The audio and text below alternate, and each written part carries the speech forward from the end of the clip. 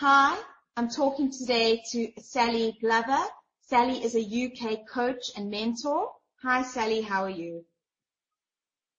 Hello, I'm wonderful. Thanks, Joe. It's great to be here. Excellent. Salli, today we're talking about fear and uncertainty. So let's start off with, why do you think that as women we are so critical of ourselves, and how can we avoid this? Well, I've looked into this subject a lot, Joe, and unfortunately, it's something that starts when we're very, very small children. So from the age of 0 to 7, that's known as our imprint period, where we're just sucking in information from the world around us, from the people around us, and we're effectively being trained in, how to be, and that shapes our identity as we get older. And little girls are treated very differently and in very subtle different ways to little boys. So little boys, you'll observe this. I find it fascinating to go to playgrounds, for example, and just watch. You can see this playing out. But the little girls, we're given very rule-based games to play, where we have to conform. There's often an adult supervising, so we're kept very safe. Little girls are also encouraged to be pleasers. I'm sure that's so familiar with many women. So to be a good girl, to be a pleaser, help mummy with the tea, serve people, be nice to people. And we're taught very, very early on to really relationships are the most important thing for us. So pleasing others, looking after people, taking care.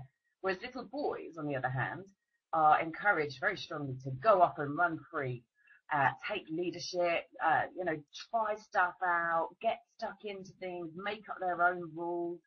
And so from a very early age, that little boys are kind of encouraged and trained that the world lies inside their locus of control. So they can change the world to fit their needs, whereas girls are kind of trained to think that we have to conform to fit in with the world. And so as a result of that, whenever women, as fully fledged women, when we take risks or we're just on the outskirts of our comfort zone, it's a whole new sport for us. The guys love it. They've been trained very early on to get into the, rough and tumble and try stuff out.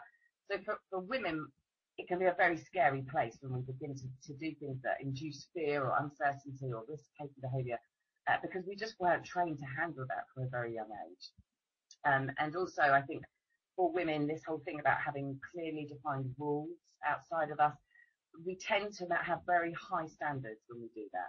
So not only do we abide by the rules of the world, we make up our own rules, and we put really ridiculously high exacting standards and ideals surrounding how we consider what success will look like. And obviously it's almost impossible to succeed at hitting these really high exacting standards. Whereas again, the guys, they'll just put themselves forward for stuff, whether they're ready or not, and give it their best shot. And that for them is kind of fun, So you have a 4-step guide to overcoming fear and uncertainty. Can you tell me a little bit about the 4 steps? Yeah, certainly. So step number 1, in the face of experiencing those horrible feelings, your stomach goes all knotty, you're kind of like anxious about whatever it is you're about to do. So step number 1, when you experience that, is celebrate. Because what's really going on is it means you're alive, you're doing something, you're up to something, you're being scary, actually, because it's not inside our normal realm to step outside of our comfort zone. So celebrate, because it means you're up to something.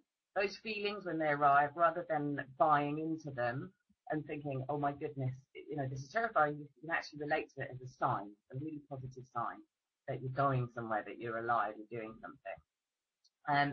Step number 2, once you've related to them slightly differently, step number 2 is to realize that actually these are all just made up thoughts in our head. So again, it's not buying into them. Fear, uncertainty, anxiety, these are actually just feelings, and feelings are not facts. Feelings are just a set of internal states that were triggered by the thought you had immediately prior to the feeling. So again, when we can stop relating to these feelings like they're real and that they're true and that, this fight or flight sensation, when we get that actually there is no threat to our survival, there's no wild boar coming to eat us, It's all just made up kind of stuff in our head that has triggered certain hormonal responses, chemical responses in our bodies. That's all that feelings are. So they're not real. Number 3 is to then, once you realize that these are all made up thoughts, it's great to then identify the trigger thoughts. So what must I have been thinking, I don't know, 20 minutes ago, 30 minutes ago, or for the last 3 days, or for however long? What is the thought that keeps triggering these feelings of unsettledness and uncertainty? And just kind of name it. I love saying that. It's like calling it. There it is. There's my nemesis. I've got your number. And then you can just make a pact with yourself that you're not going to listen anymore. I like to treat these thoughts as like nuisance calls. You know, someone rings you up, you don't want the call. You could just hang up. You can have a different, more empowering conversation with yourself instead. Or you can get on the phone to a person that will empower you instead and challenge those thoughts and just kind of blast through them, dissolve them. And then the 4th step on top of that is, once you've done those 3 processes, nice and simple, is to take action. The longer we procrastinate and put off doing the thing that has caused us to be so scared in the first place, the more heightened the feelings of anxiety and fear are going to be. The sooner we just put one stiletto in front of the other and take the action, start taking the action, the quicker we realize it's not that scary after all. I like to say that the only way out is through. So there's no sidestepping, there's no hiding underneath a barrel somewhere, running in the opposite direction. It's an option, but it won't get you your desired result. The quicker you just go through the thing and start taking the action, the sooner that the feelings disappear, and this big scary thing suddenly becomes yesterday's news. You know, it becomes totally normal. And then your job is to find the next big scary thing to take on as a challenge and do the whole thing again. I always say to the women that I work with, get used to being terrified. If you really want to live the life that you say that you want to live, you're going to have to step outside of where you're used to standing. Get used to it and just lean into the discomfort and just keep repeating these 4 steps and the mountain becomes less mountainous. Very, very good 4 steps. I definitely think there's a lot of value in those 4 steps. The next thing is, how can women then avoid confusing their to-do list with their goals? Very good question.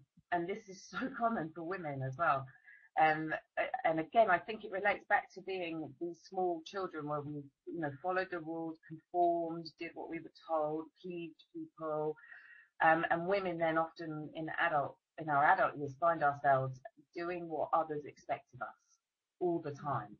And also over-delivering and over-performing. I've never seen, women are ridiculous for this. So really putting in, it's called presenteeism. So going to work and being the person that has to be seen to be, putting in extra hours, working very hard, doing all of this kind of stuff. It's not actually the most effective strategy for getting ahead. And I guarantee you it's not what the guys are doing. The guys know that actually they'll put in enough effort, but then really the real job is to market themselves, to have the effort go noticed in front of the right people. So this is a skill that women can really pick up and learn from guys. But back to your point, that the to-do list can become obscene, like totally insane. I work with women to slash that to-do list right down, because there's a difference between busyness and business. And it's also very convenient and easy to hide in busyness, because we even convince ourselves that we're going somewhere with that, we're doing something, when in fact we can be hiding out in doing research or whatever it is that we're doing. So I encourage women to work very regularly at reviewing their goals. And I always talk about heart-centered goals. So not the to-do list based ones, but real holistic whole life goals. And so for myself a year ago, I got really clear I wanted to be a wife and mother. And that's not something that when you're a business coach kind of woman, that you readily admit to, it's not something that felt like it should be at the top of my list. But it really was. And so I made it my last year's priority above all else. And was successful in that. I got married very recently.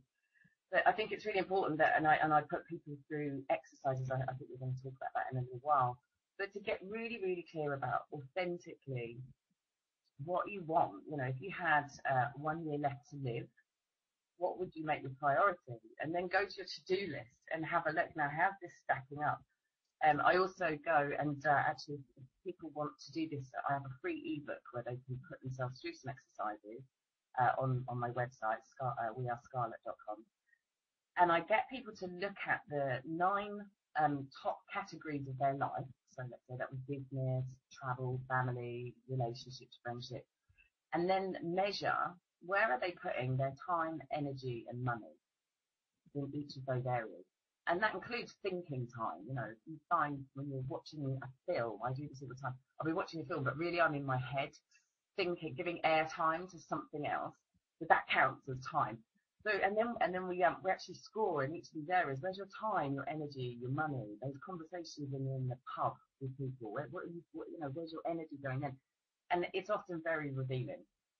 You know, we say that family is the most important thing to us, for example.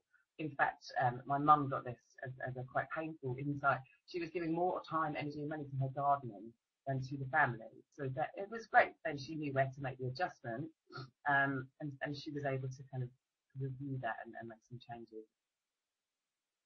Thank you, Salli. Thank you so much for talking to me today. You're welcome. It's been a pleasure.